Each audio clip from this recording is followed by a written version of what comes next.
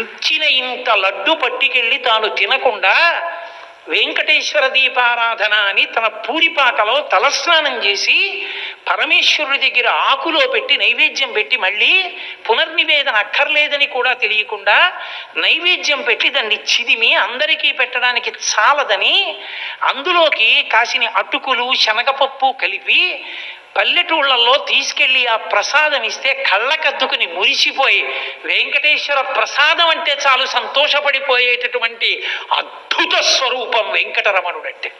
ఊరూరా వాడవాడ తెలిసిన వారికి తెలియని వారికి నా తండ్రి పెద్ద దిక్కు. అంత గొప్ప అవతారం వెంకటేశ్వర అవతారం. అందుకే ఆయన చేత అనుగ్రహింపబడని వాడు లేడు. నేను మాట్లాడుతున్నాను కదా అని నీ నిర్లక్ష్యంతో నీ ఇచ్చ వచ్చినట్టు ప్రవర్తించి నా దగ్గరికి వచ్చావు. ఇక పైన నేను మాట్లాడను.